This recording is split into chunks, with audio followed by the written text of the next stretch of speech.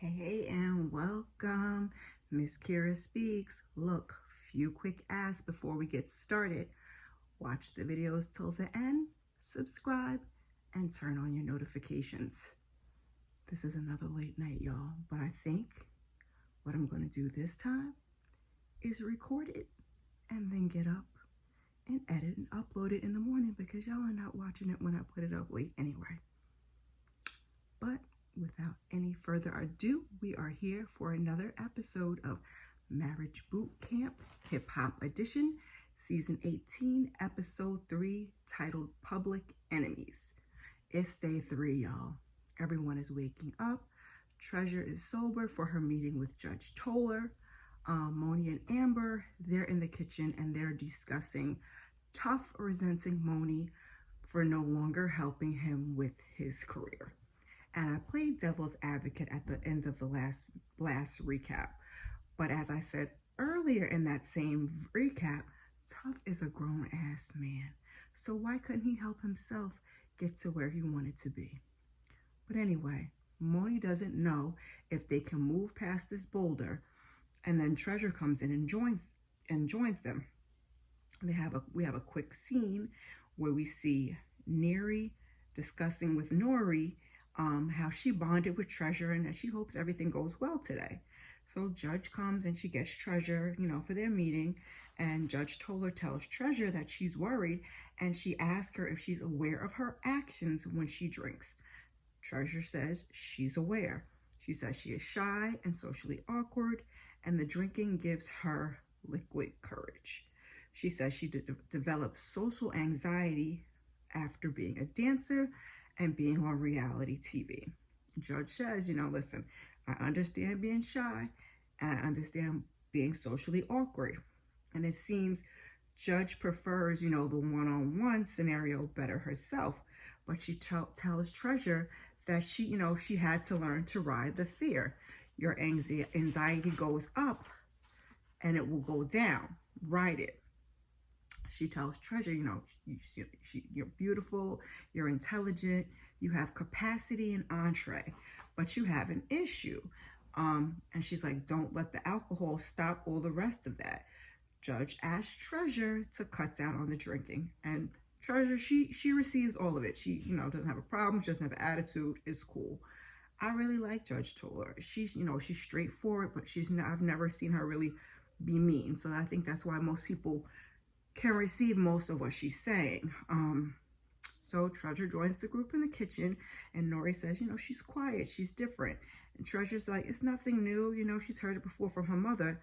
Now, I thought maybe the way that she behaved since Molly brought up her father being the only man that she respects, I thought maybe she didn't have a mom or she didn't have a good one, but she does. So I can't pinpoint exactly what her issue is, but I guess we'll find out on the show. So she also divulges that she and her father have drinking issues. Then a message comes up on the screen for the group in the kitchen on the TV. And they have to write down something that they wish the public knew, but were afraid to show.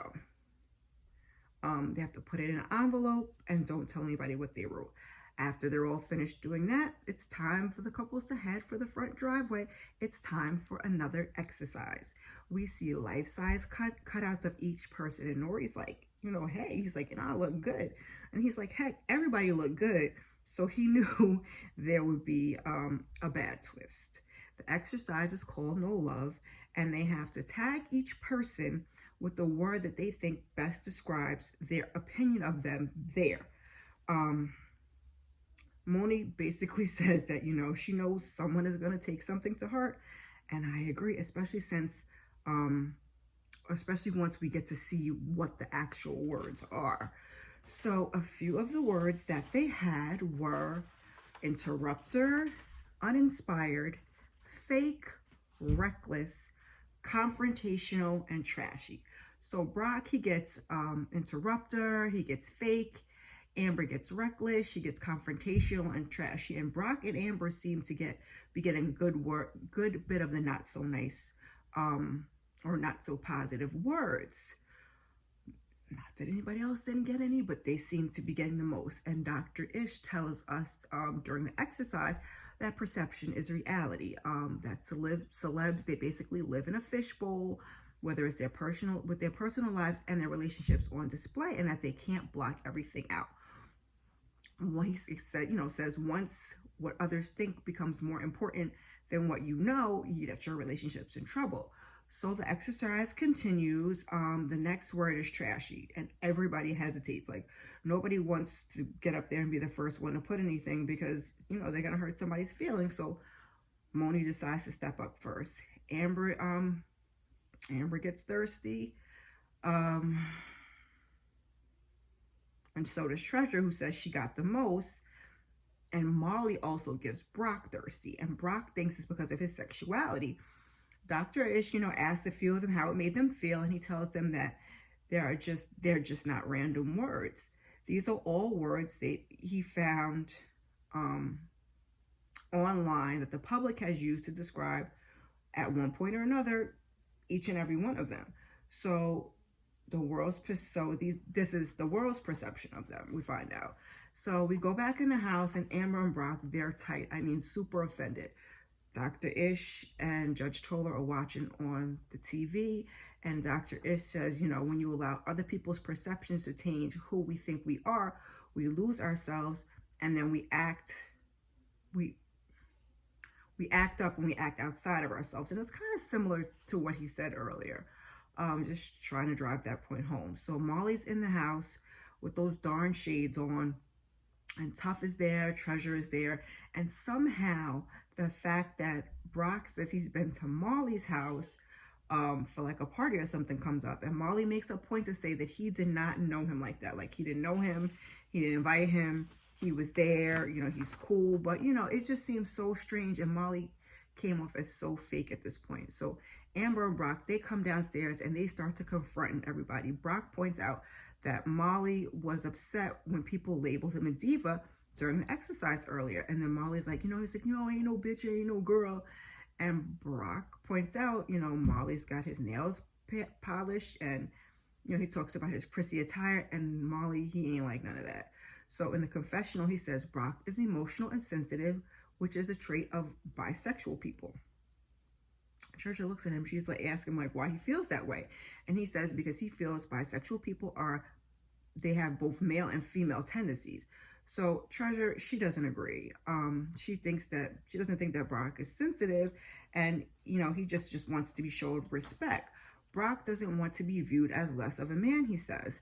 And there's a lot of back and forth. I try to skim this down as much as possible because it's supposed to be a recap and not a review. We don't need every single word. So Tough points out that a real man, Brock's sexuality will never matter. So cheating aside, Tough does have some sense.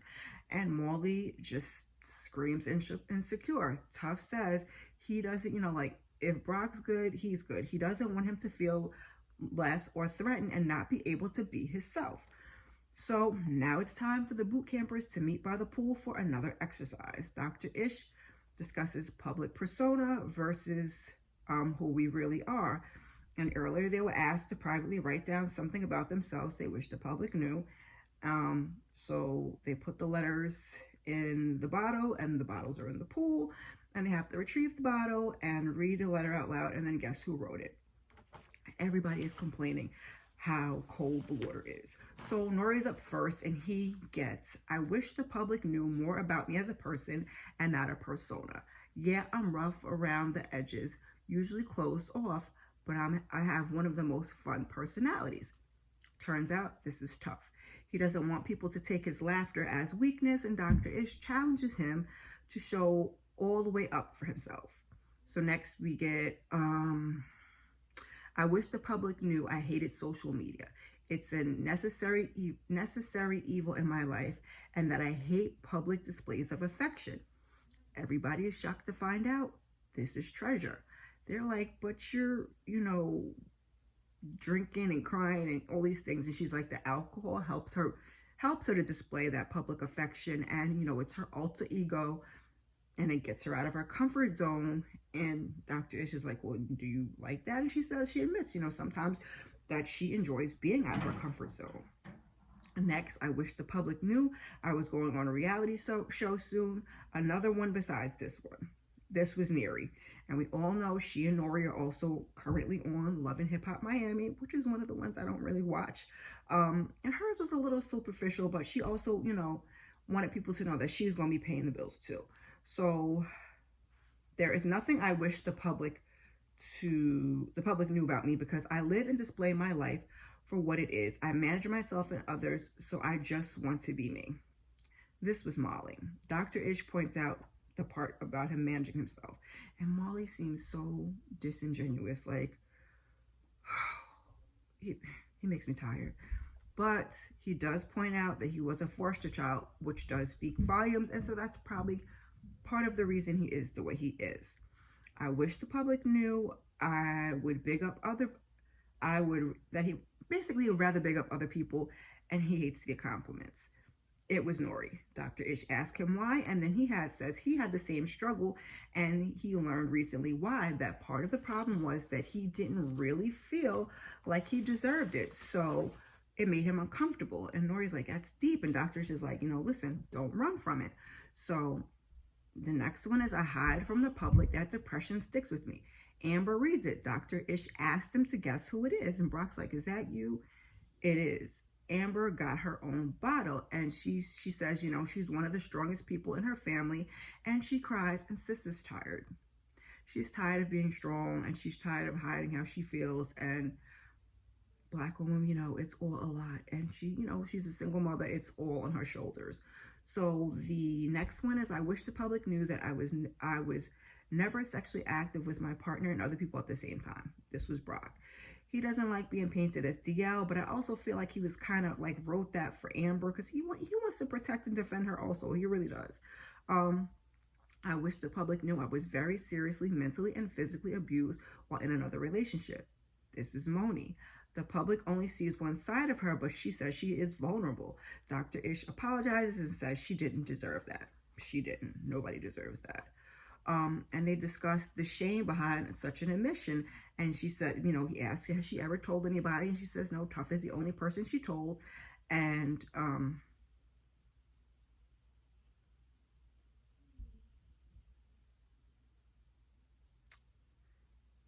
see, that's what happens when you make these little notes and you can't read your own handwriting.